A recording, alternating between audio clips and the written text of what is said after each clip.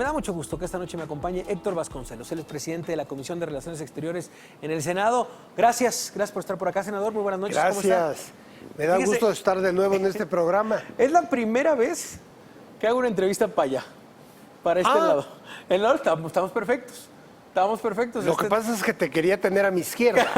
Es lo que veo. Aquí había una intencionalidad política. Me parece perfecto, senador. ¿Qué tal lo ha tratado el Senado? ¿Cómo lo ha visto? Pues con muchas desmañanadas. ¿Por qué? La verdad es que hemos empezado de una manera casi frenética. A ver, porque muchas veces la gente se va hacia comentarios de lo anecdótico. Pero ya que me lo preguntas, en el primer día, en la primera sesión plenaria, se aprobaron tres cosas que a mí me parecen fundamentales. La reducción del presupuesto anual del Senado en un 30%. Y pasó esa reforma muy importante, porque es bajar de alrededor de 5.200 millones de pesos, que es lo que le costaba el Senado al país, a 3.000. Sí, casi la mitad. Claro, podrá parecer mucho, pero un recorte de 30% de nuestros presupuestos personales en lo que sea es muchísimo. Sí. Y pasó, debo de decir, esto es muy significativo, por unanimidad. No hubo, es decir, yo creo que están ocurriendo cambios en la cultura política tan rápidamente que no hubo un solo senador, ya no digamos un partido, que levantara la mano y dijera yo no estoy de acuerdo con esa reducción del presupuesto. Nadie. Es que hay una nebulosa, ¿no? Hay una presión social real. Pues, sin duda. Ya la había antes de las elecciones, pero se ha multiplicado después de las elecciones. Y hay una exigencia de resultados concretos inmediatos. Pero menciono rápidamente dos cosas más que pasaron en la primera sesión plenaria. La extensión de los beneficios del Seguro Social a parejas del... propuesta por Germán Martínez. Por Germán Martínez. Sí. Bueno, para que vean cómo en todo vamos muy unidos, todas las tendencias ideológicas. Porque de lo que se trata, yo sí lo creo así, es de cambiar al país. Y, en fin, hubo dos o tres cosas más muy importantes. El hecho de considerar a la educación superior, a la superior, ¿no?, de posgrado, como una obligación del Estado para su impartición. Antes era la educación elemental, luego la secundaria, hoy es una obligación del Estado proporcionar educación superior gratuita. Y desde luego laica, etcétera. Entonces, tres cosas con las que dicen, bueno, empezamos fuerte y empezamos... El día 1. Empezamos como grupo. Ayer hablaba con Gustavo Madero y me decía, fíjate que Morena no es monolítico, decía. Hay, ya sabes, al estilo de Madero, decía, hay de todo, se jalonean entre ellos, hay distintas voces. Dice, hay una voz cantante que está arriba, pero... ¿De quién será?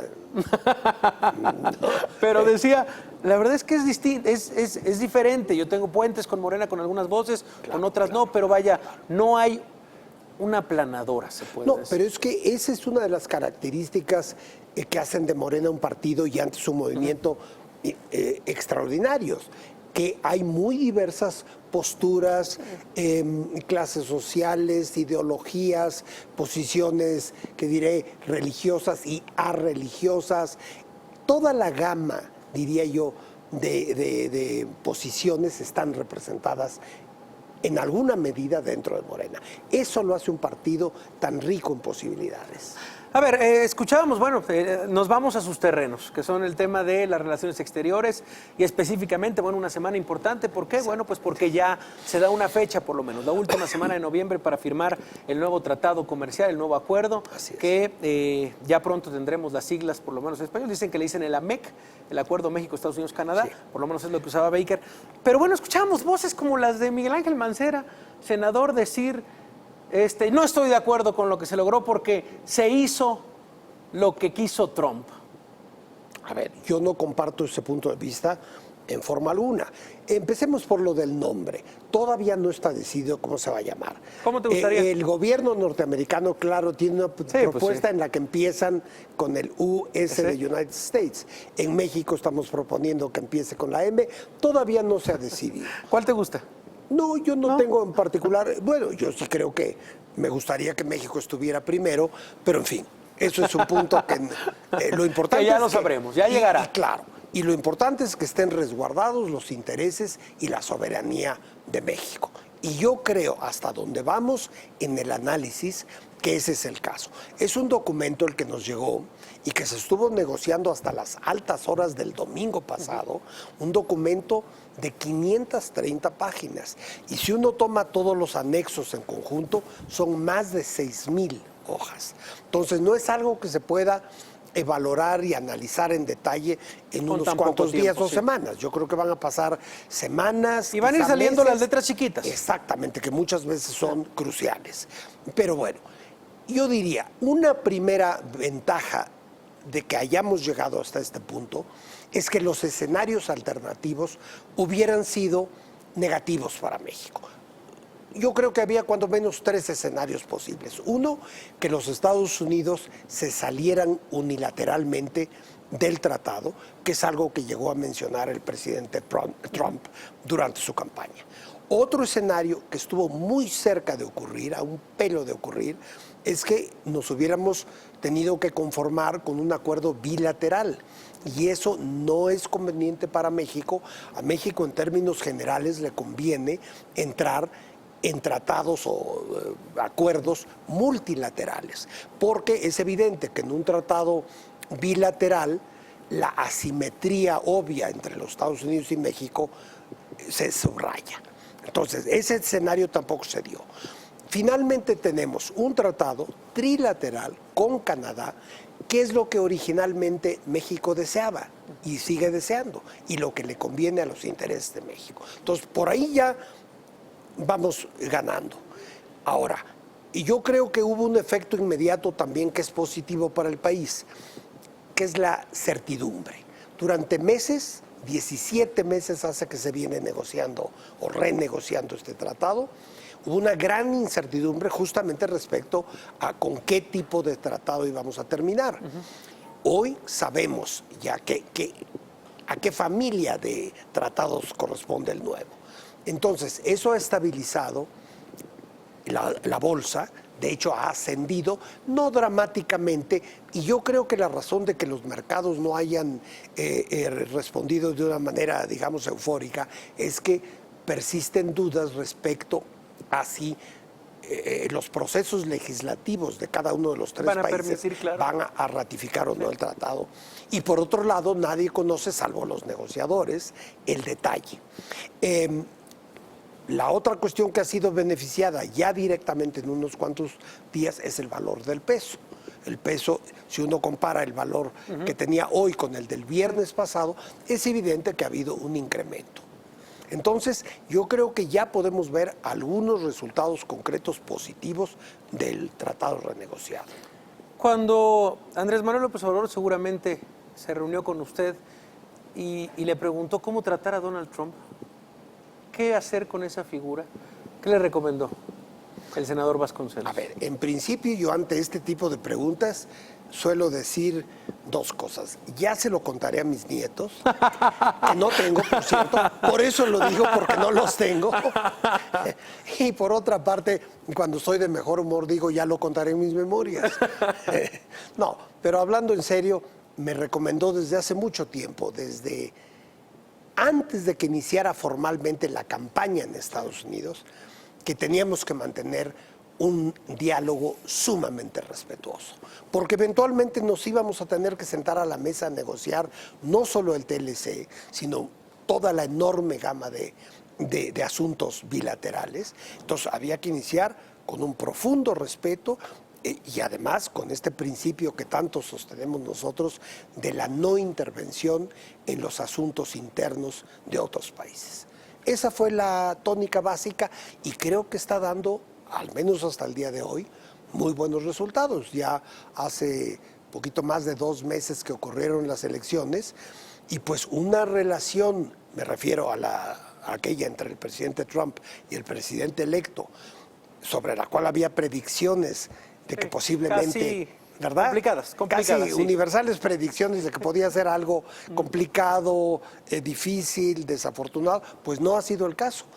Ahora yo hago votos desde luego porque sigamos tratando nuestros problemas en esta atmósfera de respeto, y yo diría que ha habido incluso un ambiente de cordialidad. Sí, de buenos modales, hay Y que decirlo. ciertamente de buenos modales. Ha sido muy claro López Obrador. De hecho, en el primer amague de la prensa, ya sabes cómo son la prensa, Sí. esos periodistas. No, son Cuando le terribles, preguntaron sí. de, No. cuando No, le preguntaron cuando del he tenido muro, ocasión de conocerlos, me cuido mucho. cuando le preguntaron del muro, dijo Andrés Manuel López Obrador: yo no me voy a pelear con nadie por un muro. Esa fue la respuesta de, pues, el tema que ha sido central en la relación con Estados Unidos. Sí. ¿Es bueno evadirlo? ¿Es Ya, bueno hay no un dato confrontarlo? interesante. Hasta donde yo he observado, y me tocó estar muy presente, sobre todo en los primeros días después de las elecciones, en los intercambios con la Casa Blanca, con el presidente Trump, no se ha mencionado esa palabra. Sí, ¿no? Bueno, Es un eso- elefante ahí enorme, ¿no? Es el elefante en medio de la sala. Es un elefante en medio de la sala, como de, yo no lo veo, tú tampoco, entonces tú ¿por qué voltea para hablar de allá. él? Exacto, tú Entonces, voltea ¿por qué para hablar allá. de él? Bueno, pero es todo un logro que una cuestión tan polémica, por decirlo menos, pues llevamos 2 meses y no ha sido mencionada. Y entre tanto hemos logrado un acuerdo que ya lo vamos a analizar en detalle, pero que los negociadores, tanto del gobierno saliente como del gobierno entrante, aseguran que es benéfico para los intereses de México. Eso es todo un logro. En la región, por lo menos en Latinoamérica, volteo por supuesto, hay intención por parte del nuevo gobierno a voltear a ver a Latinoamérica. Sabemos que en la parte comercial, vaya, hay una tremenda relación con Estados Unidos y por eso era tratar con pinzas este acuerdo. Se sugirió en algún momento, en los momentos de más tensión del tratado, decir, oigan, volteen a Latinoamérica, volteen a China. ¿Cómo tratar esas relaciones ahora? Independientemente del tratado per se, yo creo que hay una enorme intención de fortalecer los lazos con América Latina y el Caribe, de retomar nuestra membresía plena en América Latina, ¿no? Que yo creo que ha sido desdibujada en los últimos lustros, quizá décadas, por este énfasis excesivo en América del Norte. Y esto tiene que ver con las generaciones, ya yo diría cuando menos 2, de tecnócratas que han estado en el poder, totalmente orientados hacia el mundo de habla inglesa, para los cuales lo que dice el Economist es más importante que lo que dice cualquier órgano mexicano. Y conste que yo fui educado en universidades extranjeras. Sí. Mejor no las mencionemos porque puedo decir que soy arrogante, pero sí, y vaya, no creo que haya un ciudadano en México con una relación personal tan estrecha con el Economist. Sin embargo, para mí no son ellos quienes establecen los criterios con los cuales México deba ser gobernado en forma alguna. Entonces, queremos recuperar esa membresía plena en América Latina. ¿El caso Venezuela le llama la atención a Héctor Vasconcelos? Ando medio mal del oído izquierdo. Debo visitar a mi otorrinolaringólogo. ¿Por qué? ¿Por qué es espinoso Venezuela? ¿Por qué? Porque nosotros creemos profundamente en el principio de no intervención, que no es un capricho, es un resultado de nuestra historia. No olvidemos, en el siglo XIX, después de 3 siglos de ocupación extranjera, hay que decirlo así, hubo invasiones de Francia, de los Estados Unidos. Entonces, se generó en México este concepto que nos ha resultado muy valioso, de que yo no me meto en tus asuntos a cambio de que tú no te metas en los nuestros. Es un principio que viene de, cuando menos desde finales del siglo XIX, principios del XX. Entonces, sin embargo, yo sí creo que México puede entrar en situaciones de mediación, siempre y cuando sea a pedido, a solicitud de las partes en conflicto. Yo creo que hay una diferencia entre intervenir unilateralmente en un país extranjero, así sea opinando, y como consecuencia de una convocatoria de un país donde hay un conflicto, participar como mediadores. Esto sí me parece que es válido y que México lo ha hecho muy exitosamente en el pasado. Está el caso relativamente reciente de Contadora, pero hemos sido llamados por las distintas partes, no hemos intervenido arbitrariamente. Héctor Vasconcelos, le tengo que preguntar, senador, del tema de la cultura también. El tema de la cultura en este proyecto. Yo sé que es senador de la Comisión de Relaciones Exteriores en el Senado, pero vaya, es un hombre sumamente culto, es un hombre que le interesa el tema de la cultura. ¿Cómo ven los planes de Andrés Manuel López Obrador? ¿Has tenido la oportunidad de hablar con el próximo presidente del tema cultural específicamente? Bueno, por supuesto, a lo largo de ya 12 años, poco más de 12 años de cercanía Sí. Con el presidente electo, muchas veces hemos abordado el tema cultural y sobre todo muchas de nuestras conversaciones personales, curiosamente, son sobre literatura, en particular sobre poesía. Eso es algo que no se sabe mucho, ¿Sí? que él es un gran lector. ¿De poesía? En general, pero en particular le gusta mucho la poesía. Tenemos nuestras discrepancias. Para él, el máximo poeta mexicano del siglo XX ¿Quién es? alguien que por lo demás es una de las gentes que yo, de quienes he sido más cercano en mi vida, Carlos Pellicer. Sí. Pero yo tengo cierta predilección por Gorostiza, me refiero a Muerte sin fin, Muerte sin fin en particular. es fundamental. Entonces, podemos discutir por mucho tiempo sobre esas cosas. Ahora, yo sí no quisiera opinar sobre algo que corresponde a otros funcionarios o a otros legisladores de Morena, pero sí diré me atrevo a decir una opinión. Yo creo que va a haber un cambio muy fundamental en el enfoque a la cultura, porque no se va a tratar ya solamente de estar apoyando lo que se llama a veces la alta cultura, sino que ahora lo que queremos es apoyar sobre todo en las bases el desarrollo cultural de aquellas personas que no han tenido acercamiento alguno a la cultura por limitaciones económicas. Queremos fortalecer el ideario del licenciado López Obrador, es sobre todo desarrollar la cultura en las regiones remotas del país, en los pueblos, en los municipios. Y también, una cosa muy importante, fortalecer el respeto y el interés por la cultura local, autóctona, por las culturas populares que muchas veces son vistas con desdén por las élites mexicanas. Bueno, pues le vamos a dar seguimiento y de verdad, bueno, pues es un placer tenerlo por acá. Ojalá que sea la primera de varias conversaciones. Va a pasar mucho ahí en el Senado, se van a mover mucho las cosas.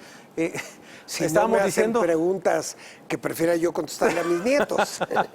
Estábamos hablando que no sabemos si el 1 de diciembre va a ser la llegada de López Obrador o su primer informe. Parecería por los tiempos convulsos que llevamos. No, y por el ímpetu, ¿verdad?, que trae él. Aunque eso de la cultura para todos me suena como algo que ya se había hecho, por lo menos en inicios del siglo. ¿Por ¿Algún quién? Vasconcelos lo habrá hecho? Eso me dicen, ¿verdad? Gracias. O algo he leído por ahí. Héctor Vasconcelos, Muchas gracias por estar por acá. Gracias. Senador, vamos a ir a una pausa, pero regresamos, seguimos aquí en La Nota Dura.